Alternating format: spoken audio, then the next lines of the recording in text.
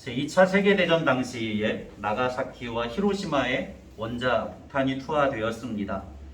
어마어마한 위력이었지요. 기존의 포탄들과는 아주 격이 달랐습니다. 세계가 놀랐고 엄청난 위력을 발휘한 원자 폭탄이 결국에는 제2차 세계대전을 종식시켰습니다. 문제는 그 폭탄의 위력이 너무나 세다는 거죠. 인류의 생존을 위협할 만큼의 강력한 위력이 있었고 자칫 핵전쟁이 발발한다고 하면 인류가 멸망할 수도 있는 그러한 위력을 가지고 있다는 사실이었습니다. 그래서 핵을 보유한 국가들이 한 가지 조약을 자발적으로 만들어내는데 그 조약이 무엇입니까? 핵 확산 금지 조약입니다. 인류를 위협하는 핵폭탄을 더 이상은 만들지 말자. 지금 가지고 있는 것만으로도 인류의 커다란 위협이 되는데 더 만들면 더 큰 위협이 되지 않겠느냐. 그러니 더 이상은 핵폭탄을 만들지 말자라고 하면서 자발적으로 금지 조약을 만들었습니다. 강력한 힘에는 강력한 책임이 따르지요. 스파이더맨의 그 주제 문구입니다. 그 말을 굉장히 공감하는데 같은 맥락에서 원자력 발전소가 엄청난 에너지를 만들어내지요. 정부에 따라서 원자력 발전을 꼭 해야 된다, 안 된다, 그 원자력 발전은 궁극적으로 폐기해야 된다라고 이야기를 합니다. 왜냐하면 원자력 발전소 역시 큰 에너지를 만들어내는 것은 분명한 사실입니다. 그런데 그 후속으로 나오는 방사능 물질들이나 폐기물들이 역시 인류에 커다란 위협을 가하기 때문이지요. 체르노빌 사건이나 후쿠시마 사건은 원자력 발전의 폐해가 얼마나 큰지를, 얼마나 인류에게 큰 위협이 될 수 있는지를 단적으로 보여주는 증거들이라고 할 수 있습니다. 일본이 공개적으로 국제사회에 선언을 했지요. 후쿠시마의 오염수를 곧 방류하게 될 것이다. 그 오염수가 방류가 되어지면 바다에 방류하면 바다 생태계에 어떠한 영향을 미치게 될지 알 수 없는 그런 상황이 되어가고 있습니다. 본문의 말씀으로 돌아오지요. 복음에 대한 많은 지식들은 그 지식에 따라서 권리와 여러 가지 자유를 부여하게 됩니다. 8장에서 그런 말씀을 사도 바울이 가르쳤지요. 우상은 아무것도 아니기 때문에 우상의 제물을 먹어도 전혀 문제가 되지 않는다. 그것이 분명한 진리이고 사실입니다. 고린도 교회 성도들 가운데 이러한 지식을 깨달은 자들이 우상의 제물을 먹었습니다. 일부는 시장에 파는 우상의 그 제물들을 사다가 먹었고 더 담대해진 사람들은 어떻게까지 합니까? 우상의 집, 신전들이겠죠. 그 신전에까지 가서 그곳에서 제물을 바쳐진 것들을 바로 그 자리에서 먹는 일들까지 벌어지게 되었습니다. 양심에 아무런 거리낌이 없이 그렇게 먹었습니다. 그것이 복음의 진리를 깨달은 자가 마땅히 할 수 있는 권리였고 자유였습니다. 그런데 8장에서 사도 바울이 가르치는 것은 무엇이었습니까? 지식보다 사랑이라고 하는 거지요. 권리와 자유보다 무엇이 더 중요하다? 생명을 살리는 것이 더 중요하다. 그 권리와 자유 때문에 내가 자유롭게 우상의 제물을 먹는 일 때문에 믿음이 연약한 자가 그것을 보고 시험이 들어서 그 영혼이 멸망한다라고 하면 그것보다 죄를 짓는 일이 없을 것이다. 이것을 가르치지요. 그러면서 13절에 8장 13절에 사도 바울이 아주 결연한 의지로 말하는 내용이 무엇이었습니까? 만약에 내가 음식을 먹는 문제 때문에 그 음식을 먹는 것이 내 형제를 실족하게 되는 것이라고 하면 나는 영원히 고기를 먹지 않을 것이다 라고 결연한 의지의 말을 합니다. 그 말하는 중요한 주제는 지식에서 나오는 자유와 권리보다 생명을 살리는 사랑이 더 중요하다는 것을 가르치는 것이지요. 권리와 자유보다 그에 따르는 책임과 그에 따르는 절제가 더 중요하다는 사실을 가르치는 것이었습니다. 그러한 연장선상에서 9장을 사도 바울은 이제 가르치고 교훈합니다. 그렇게 지식보다 사랑이 더 중요하고 권리와 자유보다 절제가 더 중요하다는 사실을 사도 바울 자신의 모범을 통하여서 실제적인 예를 들어주지요. 그 모범의 내용은 무엇이냐면 자신의 사도의 권리를 말하는 것이었습니다. 1절과 2절을 같이 읽을까요? 본문 1절과 2절입니다. 시작. 내가 자유인이 아니냐 사도가 아니냐 예수 우리 주를 보지 못하였느냐 주 안에서 행한 나의 일이 너희가 아니냐 다른 사람들에게는 내가 사도가 아닐지라도 너희에게는 사도이니 나의 사도됨을 주 안에서 인친 것이 너희라. 아멘. 내가 자유인이 아니냐 묻고 있는 것은 무슨 이야기입니까? 나는 자유인이라는 이야기지요. 나도 우상의 제물을 먹는 것이 아무런 문제가 되지 않는다는 사실을 알고 있다는 것입니다. 그래서 얼마든지 자유를 누릴 수 있는 권리를 가진 사람이라는 이야기지요. 내가 사도가 아니냐라고 묻는 것은 무엇을 이야기합니까? 내가 사도라고 하는 것을 말하고 있습니다. 당시에 많은 사람들은 바울의 사도권을 인정하지 않았는데 바울은 분명하게 이야기하죠. 내가 사도가 아니냐라고 묻고 있는 것은 내가 분명히 사도가 맞다는 것을 이야기합니다. 예수 우리 주를 보지 못하였느냐 무엇을 말하고 있는 것입니까? 나도 예수 그리스도를 보았다라고 말하고 있는 거죠.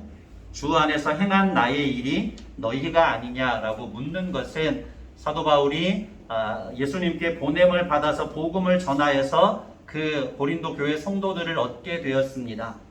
그것이 내가 주님께 이방인의 사도로 보냄을 받은 증거라고 하는 사실을 말하는 거죠. 바로 너희가 내가 주님께 보냄을 받은 이방인의 사도라고 하는 명백한 증거가 아니냐. 다른 많은 사람들은 내가 사도라고 하는 사실을 부정하려고 할지라도 너희들만은 내가 사도라고 하는 것을 인정해야 되는 것이 아니냐. 이렇게 반문하고 있습니다.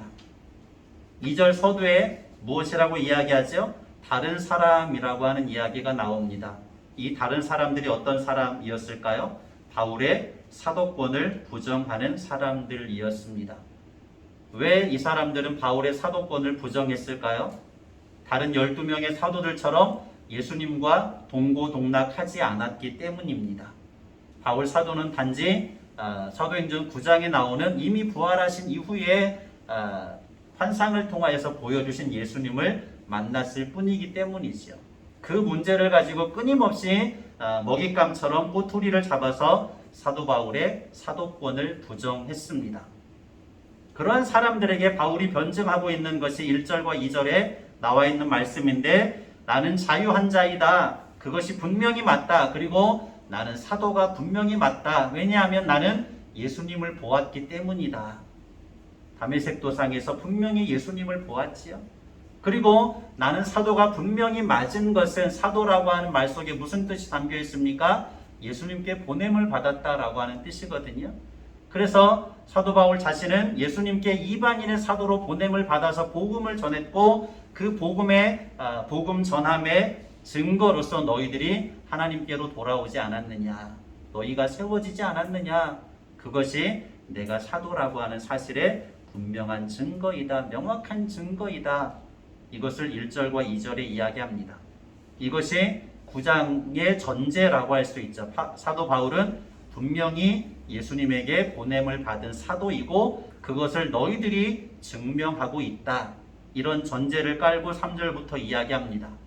이제 3절부터 말하는 내용은 무엇이냐면 내가 분명히 사도이기 때문에 사도로서 마땅히 누릴 수 있는 권리가 있다. 그 권리가 무엇이냐? 쉽게 이야기하면 그 권리에 합당한 것은 사렙이라고 할 수 있습니다.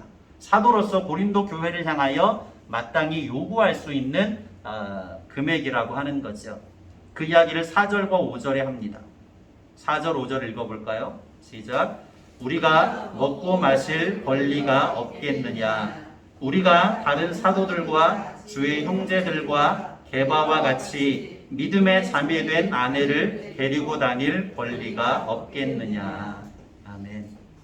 먹고 마실 권리가 없겠느냐라고 말하는 것은 있다는 것입니까? 없다는 것입니까? 있다는 것이지요. 그 당시에 다른 사도들, 주의 형제들과 게바는 베드로를 말하죠. 베드로도 복음을 전한 그곳에서 마땅한 사례비를 받았습니다. 그러한 증거를 이야기하고 있는 거죠. 그러한 증거가 있는 것처럼 나도 마땅히 너희들에게 사도로서 복음을 전하였기 때문에 사례비를 요구할 수 있는 권리가 있다. 이것을 말하는 것이죠. 그리고 그것의 구체적인 예를 쭉 나열하고 있습니다. 첫 번째 예가 무엇일까요? 군인들을 예로 들었습니다. 당시 군인들은 대부분 어떤 사람들이었습니까? 용병들이었습니다. 지금처럼 모집을 해서 군대를 가는 것이 아니라, 물론 그렇게 가는 군인들도 있었지만 대부분은 다른 나라의 사람들을 데려다가 용병으로 사용했죠. 용병들이 군인으로 지원하는 이유가 무엇입니까? 다른 일을 하는 것보다 돈을 더 많이 받을 수 있기 때문입니다. 군인들이 용병으로 지원하는 것은 당연히 돈을 받기 위해서이다. 첫 번째 예를 들었죠. 두 번째 무엇을 예로 듭니까? 농부가 포도나무를 심고 땀 흘려서 거름을 주고 가꾸는 것은 무엇을 얻기 위함이다? 포도 열매를 얻기 위함이다 라고 이야기합니다. 목자가 양떼를 열심을 다해서 가꾸고 돌보는 것은, 수고하는 것은 양떼들의 젖을 먹고 그 양떼들의 털을 깎아서 수익을 얻기 위함이다 라고 하는 사실을 이야기하죠. 내가 너희들에게 복음을 전하고 사례비의 권리를 요구할 수 있는 것은 농부가 포도나무를 심고 열매를 기대하는 것과 같다. 군인이 용병이 되어서 군 복무를 하고 그에 대한 대가를 요구하는 것과 같다. 이런 이야기를 하고 있는 거죠. 그리고 9절을 봅니다. 신명기에 나오는 모세의 율법의 예를 듭니다. 이렇게 이런 예들을 쭉 나열하고 있는 중요한 목적이 이제 후반부에 나오게 됩니다. 9절 시작. 모세의 율법에 곡식을 밟아 떠는 소에게 망을 씌우지 말라 기록하였으니 하나님께서 어찌 소들을 위하여 염려하심이냐. 무슨 말을 하고 있는 걸까요?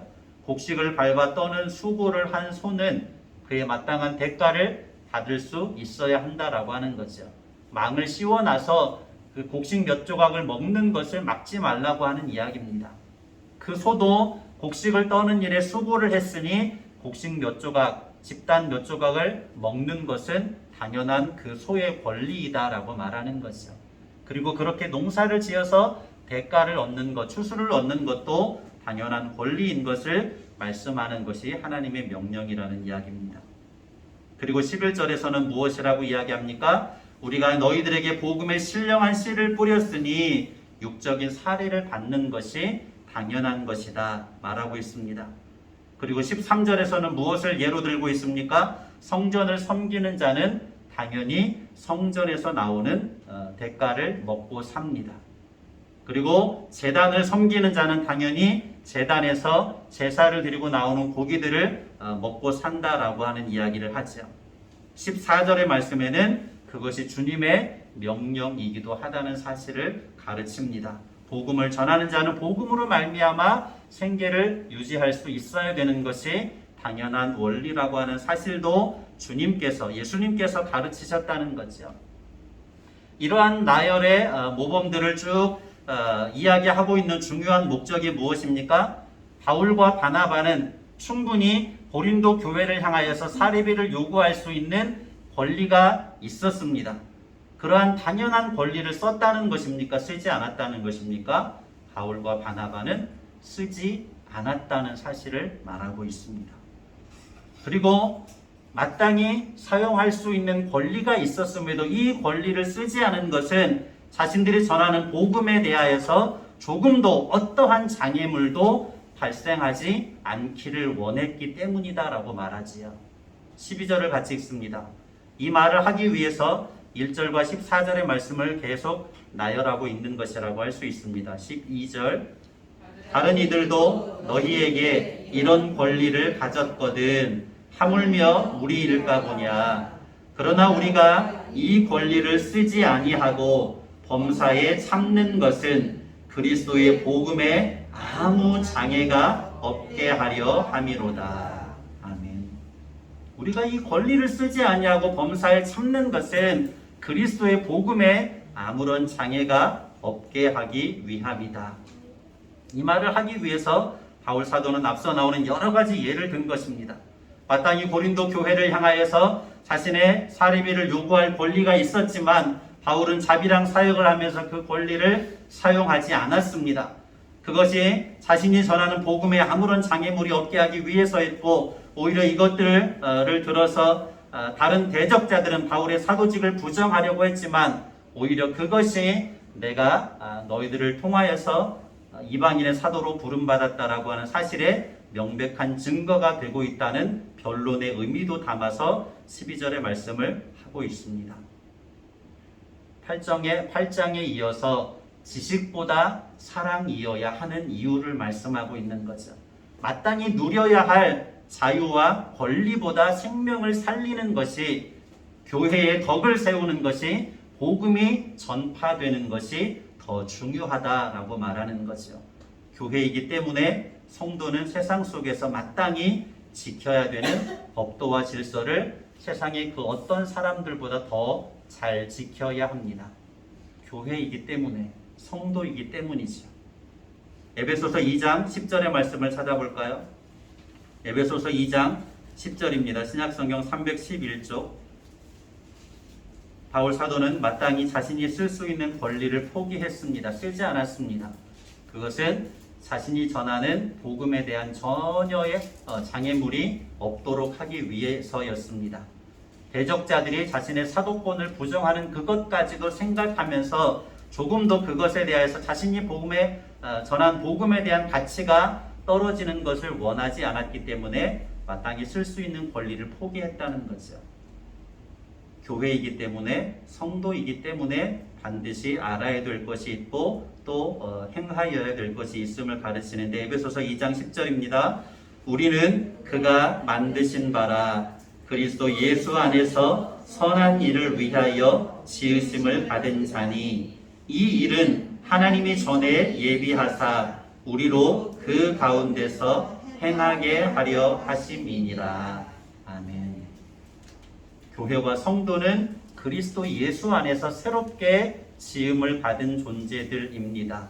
어떤 목적을 위하여서? 선한 일들을 행하게 하기 위하여서, 하나님의 이름을 높이는, 하나님을 명예롭게 하는 그 일들을 하게 하기 위하여서 새롭게 지은, 세상 가운데서 불러내셔서 구별한 백성들이 바로 교회이고 성도입니다. 그래서 성도가 반드시 생각해야 되는 것은 내가 누구인지, 무엇 때문에 사는지를 분명히 알고 구별된 교회로서, 성도로서 복음을 위하여서, 지식보다 사랑을 위하여서 내 권리와 자유보다 더 절제할 수 있는, 교회의 덕을 세울 수 있는, 하나님의 이름을 높여드릴 수 있는 믿음의 삶을 살아낼 수 있으시기를 예수님의 이름으로 간절히 축원합니다.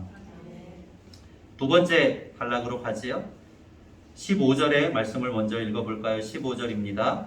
그러나 내가 이것을 하나도 쓰지 아니하였고 또 이 말을 쓰는 것은 내게 이같이 하여 달라는 것이 아니라 내가 차라리 죽을지언정 누구든지 내 자랑하는 것을 헛된 대로 돌리지 못하게 하리라. 아멘. 12절에서 연장되고 있는 말씀이라고 할 수 있죠. 그리고 이 말씀 안에서 사도 바울이 어떤 심정으로 이 말씀을 쓰고 있는지, 이 편지를 쓰고 있는지를 분명히 확인할 수 있습니다. 바울의 마음이 고스란히 느껴지지요. 무엇이라고 말합니까? 내가 차라리 어떻게 될지언정 죽을지언정 누구든지 내 자랑하는 것을 헛된 대로 돌리지 못하게 하려 합니다. 말하죠. 바울이 자랑하는 것은 무엇이었습니까? 예수 그리스도이지요. 복음을 자랑하는 것이었습니다. 그래서 그 어떤 이유로도 내가 차라리 죽을지언정 어떤 이유들 때문에라도 내가 전하고 내가 자랑하는 복음이 예수 그리스도가 헛되이 되는 것을 원하지 않았다라고 하는 것입니다. 마땅히 요구할 수 있는 권리를 포기하면서까지 지키고 싶었던 자신이 전한 복음에 대한 가치였다라고 하는 것이지요. 이 말씀을 깊이 묵상하면서 또 한편으로 이런 생각이 들기도 했습니다. 어떤 생각이냐면 그것은 자신을 이방인의 사도로 부르신 부르심에 대한, 예수님을 믿는 사람들을 다메섹까지 쫓아다니면서 핍박했던 스데반 집사님이 죽는 것을 목도하고 그것을 선동하기까지 했던 바울 자신이었는데 예수님께서 자신을 만나주시고 이방인의 사도로 보내주신 것에 대한 그 자존감을 스스로 지키고 싶었던, 그 부르심에 합당하고 싶었던 바울 사도 자신의 그 마음이 아니었을까, 그 신실한 마음이 아니었을까라는 생각을 해봅니다. 굳은 결의가 담겨져 있는 거죠. 왜냐하면 16절도 보면 그 사도 바울의 굳은 결의가 그 안에 담겨 있음을 확인할 수 있기 때문입니다. 16절, 내가 복음을 전할지라도 자랑할 것이 없음은 내가 부득불할 일임이라. 만일 복음을 전하지 아니하면 내게 화가 있을 것이로다. 아멘. 한 번 더 읽을까요? 바울의 그 마음을 생각하시면서 내가 복음을 전할지라도 자랑할 것이 없음은 내가 부득불할 일임이라. 만일 복음을 전하지 아니하면 내게 화가 있을 것이로다. 아멘. 바울이 자랑하고자 했다면 자랑할 것이 있었을까요? 없었을까요? 자랑할 것이 많았습니다. 바울이 가는 곳마다 복음이 전파되었고 교회가 세워졌습니다. 많은 교회들이 바울을 통하여 세워졌습니다. 바울이 그것을 자랑하고자 했다면 충분히 자랑할 수 있었습니다. 자신의 이름을 드높이고자 하는 명예를 얻고자 했다라고 하면 자신의 이름을 얼마든지 자랑할 수도 있었을 것입니다. 그것이 자신이 복음을 전하는 데 따라오는 열매들이었기 때문이죠. 그런데 바울은 무엇이라고 이야기하죠? 내가 복음을 전할지라도 자랑할 것이 없음은 무엇 때문이라고요? 내가 부득불할 일이기 때문이다 라고 말합니다. 내가 복음을 전하지 않으면 나에게 화가 미칠 것이다. 왜냐하면 그것이 예수님께서 나를 만나주셨고 나를 불러주신 이유이기 때문이라는 거죠. 17절에 그래서 그것이 주님이 자신에게 부여하신 사명이기 때문이라고 분명하게 말하고 있습니다. 복음 전도에 대한 바울 사도의 진심이지요. 자신을 이방인의 사도로 불러주신 예수님에 대한 진실된 마음입니다. 그 어떤 것도 이러한 자신의 진심이 훼손되기를 바울 사도는 원하지 않았습니다. 자신의 어떤 외적인 요소들 때문에 예수님께서 자신에게 부여하신 이방인의 사도로서 복음을 전하는 것이 훼손되고 그 가치가 떨어지는 것을 원하지 않았습니다. 좀 더 구체적으로 생각을 해본다면, 실제적으로 생각을 해본다면 이런 말이라고 할 수 있습니다. 바울의 대적자들이 이렇게 수군될 수 있었습니다. 저 바울이라는 작자는 사도도 아니면서 예수님과 동고동락을 하지도 않았으면서 돈을 벌기 위해서 자신의 명성을 드높이기 위해서 자칭 사도라고 떠벌리고 다니고 있고 사람들에게 복음을 전하고 다니는 거래. 이렇게 사람들이 수군될 수 있었다라고 하는 것이지요. 혹여 이러한 말로 자신이 전한 복음이 훼손되는 것을, 그 가치가 떨어지는 것을 사도 바울은 죽도록 싫어했다는 그 마음을 읽어낼 수 있습니다. 그만큼 복음을 향하여서 예수님께서 자신을 이방인의 사도로 불러주신 것에 대하여서 진실된 마음을 가지고 복음을 전했음을 알 수 있습니다. 19절을 가볼까요? 오늘 말씀의 제목이 담겨있는 9절입니다. 19절 시작. 내가 모든 사람에게서 자유로우나 스스로 모든 사람에게 종이 된 것은 더 많은 사람을 얻고자 함이라. 한 번 더 읽습니다. 내가 모든 사람에게서 자유로우나 스스로 모든 사람에게 종이 된 것은 더 많은 사람을 얻고자 함이라. 이 구절들마다 바울이 어떤 마음으로 이 편지를 쓰고 있는지 알 수 있습니다. 내가 모든 사람에게서 자유로운 자이지만 마땅히 그 자유와 권리를 누릴 수 있지만 그것보다 더 중요한 것은 많은 사람들을 얻기 위하여서 내가 내 스스로 많은 사람들에게 종이 되었다는 사실이다. 자발적 불편이라는 말을 좋아합니다. 어떤 중요한 가치를 위해서 스스로 불편하게 산다는 뜻이지요. 예를 들면 지구온난화를 막기 위해서 분리수거를 철저하게 하는 일, 수고롭지만 그 일들을 철저하게 하는 일, 어떤 물건이든지 더 아껴 쓰고 또 나눠 쓰는 그 일들을 행하는 일, 모든 것을 자본주의 사회이다 보니 대량 생산하고 대량 소비를 하는 시대입니다. 그래서 오늘날에는 너무나도 쉽게 사고 또 어떻게 합니까? 너무나도 쉽게 버립니다. 아직 쓰임새가 충분히 남아 있는데도 더 사서 쓰는 것이 좋아서 그것이 낡았다고 생각해서 더 쓸 수 있는데도 그냥 쉽게 버리는 것이 오늘의 시대라고 할 수 있는 거죠. 고기가 맛있지만 일주일에 3번 먹었다면 2번으로 좀 줄이고 1번으로 줄이고 하는 일들. 다이어트를 하는 사람이 분명히 다이어트를 목적으로 하면 여러 가지 불편한 일들이 생겨나게 됩니다. 어떤 불편한 일들이 생겨나게 됩니까? 음식을 절제해야 되잖아요. 먹고 싶은 음식일지라도 절제해야 되고 꼭 필요한 다이어트에 필요한 음식만을 먹게 되는 불편함을 감수하게 됩니다. 또 힘들지라도 운동을 꾸준하게 해야 되는 그러한 상황들도 감수하게 됩니다. 스스로 불편한 일들을 중요한 가치를 위하여서 목표한 바를 위하여서 자발적으로 그 일들을 행하는 것이지요.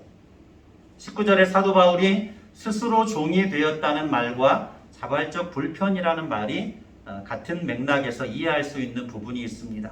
바울 사도는 복음을 위하여서 한 사람이라도 더 구원받게 하기 위하여서 더 많은 사람들을 얻기 위하여서 스스로 종이 되었습니다. 자발적으로 불편하게 되었습니다. 유대인들에게 복음을 전하기 위하여서 유대인이 되었습니다. 유대 혈통이기는 하지만 사도 바울은 로마의 시민권을 가지고 있었습니다. 그 시대의 로마의 시민권이라고 하는 것은 어마어마한 권리를 부여해 주었습니다. 그런데 유대인들을 얻기 위하여서 유대인들처럼 생활을 했습니다. 또 어떻습니까? 율법 아래에 있는 자들에게는 그들을 얻기 위하여서 율법 아래에 있는 사람들처럼 행동했습니다. 율법 아래에 있다는 것이 얼마나 불편했을까요? 안식일을 지켜야 되죠. 수많은 율법들 성경에 나와 있는 것뿐만 아니라 미슈나 미드라시 장로들의 유전 수많은 율법들을 만들어서 자신들의 생활을 얽매였던 것이 율법 아래에 있는 유대인들이었습니다. 그들에게 복음을 전하기 위하여서 그렇게 불편하게 되는 것을 사도 바울은 기꺼이 감수했다고 이야기합니다. 약한 자들을 얻기 위해서 자신도 약한 자처럼 되었다는 거죠. 그 목적이 무엇이라고요? 19절에 말하는 것처럼 더 많은 사람들을 얻고자 함이었습니다. 22절의 말씀을 하는 것처럼 몇 사람이라도 구원받게 하고자 함이었습니다. 이제 25절 이하에는 또 한 가지 예를 들면서 말씀을 정리하고 있는데요. 25절을 볼까요? 25절입니다. 이기기를 다투는 자마다 모든 일에 절제하나니 그들은 썩을 승리자의 관을 얻고자 하되 우리는 썩지 아니할 것을 얻고자 하노라. 아멘. 당시 고린도 지역에는 2년에 한 번씩 이스미안이라고 하는 작은 올림픽 경기가 개최되었습니다. 고린도 지역에서 개최되는 운동 경기였던 것이죠. 거기에는 달리기도 있었고 권투 같은 그런 경기들이 있었습니다. 고린도 사람들에게 이런 달리기나 권투하는 것 이런 것들은 굉장히 익숙한 어떤 삶의 문화들이라고 할 수 있는 거죠. 그런 운동 경기를 예로 들어서 사도 바울이 무엇을 말하고 있습니까? 자신에게 주어진 자유와 권리를 기꺼이 포기한 것은 혹여라도 자신이 복음을 전하다가 교만하고 어리석어서 복음에서 버려질 것을 두려워했기 때문이다라고 말합니다. 지식보다 사랑이기 때문이고 자유와 권리보다 절제이기 때문이고 이러한 중요한 교훈들을 가르치기 위하여서 사도 바울은 9장에서 3가지를 정리해서 이야기하는데 첫 번째가 무엇입니까? 사도로서 마땅히 요구할 수 있는 권리를 포기한 것은 사례비의 권리를 포기한 것은 자신이 전한 복음이 그 어떠한 장애물도 발생하지 않도록 하기 위해서였습니다. 자신의 전한 복음의 가치가 하락되는 것을 원하지 않았기 때문입니다. 둘째는 스스로 종이 되었다고 이야기하죠. 그것은 한 사람이라도 얻을 수 있다면, 더 많은 사람을 구원받을 수 있게 한다면 얼마든지 자발적으로 불편해질 수 있었다, 스스로 종이 될 수 있었다라는 이야기지요. 세 번째로, 운동 경기에 예를 들어서 모든 일에 절제하고 자신의 몸을 쳐서 복종시킨 이유는, 사람들이 말하는 것처럼 저 사도 바울이라고 하는 작자는 돈을 벌기 위해서, 명예를 얻기 위하여서 복음을 전하고 다니고 자신이 자칭 사도라고 말한다더라 라고 하는 사람들의 주장하는 것처럼 어느 순간에 자기 자신의 순수한 마음이 변질되어서 실제로 그들이 말하는 것처럼 돈을 구하게 되고 명예를 구하게 되는 사람이 되어서 그 영혼이 다시 멸망하게 될 것을 두려워하기 때문이다. 그것을 위해서 끊임없이 자신은 절제하고 자신을 쳐서 복종시킨다라고 말하는 거죠. 운동 경기에서 이기는 자가 되기 위하여서 그 훈련을 받고 끊임없이 절제하듯이 바울 역시도 끝까지 복음에 이기는 자가 되기 위하여서 절제하고 자신의 생명이 끝까지 구원받기 위하여서 자신의 몸을 쳐서 복종시켰다 말씀하고 있습니다. 정리하는데요, 오늘날의 사회는 개인주의가 아주 심화되어서 아마 이기주의의 턱밑까지, 어찌 보면 이기주의보다 한 단계 더 높아져 버린 그러한 시대가 되었다고 할 수 있습니다. 내가 원하는 것이 제일인 사회이지요. 내가 좋은 것이 제일이라고 말하는 사회가 되었습니다. 어차피 내가 살아가는 인생이기 때문에 내가 좋으면 되는 것이 아니냐라고 주장하는 것이 오늘날의 사회의 시대적인 흐름입니다. 그러다 보니 어떤 결과가 나옵니까? 내가 좀 불편한 것을 참지 못합니다. 내가 좀 불이익 당하는 것을 역시 참지 못합니다. 내가 손님이니 당연히 이러한 권리를 누릴 수 있다고 주장합니다. 내가 내 돈 주고 샀으니 당연히 이러한 권리를 누릴 수 있다고 주장합니다. 그것이 틀렸다고 말할 수 없습니다. 자본주의 사회이기 때문이지요. 그러나 지식보다 사랑입니다. 권리와 자유보다 절제입니다. 왜냐하면 우리는 교회이기 때문이지요. 왜냐하면 우리는 성도이기 때문입니다. 하나님께서 세상 가운데서 불러내셔서 구별하셨기 때문이죠. 그래서 성도는 때로는 자유와 권리를 포기할 수 있어야 됩니다. 때로는 스스로 종이 될 수 있어야 합니다. 때로는 자발적인 불편을 기꺼이 수용할 수 있어야 합니다. 18절의 말씀을 읽을 텐데, 이 말씀도 바울의 마음을 충분히 읽을 수 있고 많이 공감이 되었고 인상적이었습니다. 깊이 묵상하면서 18절을 읽어볼까요? 그런즉 내 상이 무엇이냐? 내가 복음을 전할 때에 값없이 전하고 복음으로 말미암아 내게 있는 권리를 다 쓰지 아니하는 이것이로다. 다시 한번 읽어볼까요? 그런즉 내 상이 무엇이냐? 내가 복음을 전할 때 값없이 전하고 복음으로 말미암아 내게 있는 권리를 다 쓰지 아니하는 이것이로다. 아멘. 바울이 상을 받기 위하여서 끊임없이 달리기를 하고 있는데, 믿음의 경주를 하고 있는데, 바울이 생각하는 상은 어떤 큰 대가와 보상이 아니었습니다. 바울이 생각하는 상은 무엇입니까? 자신에게 주어진 사명을 최선을 다해서 내가 행하고 있구나 하는 그 사실을 깨닫고 느끼는 것 자체가 상입니다. 대단하지 않습니까?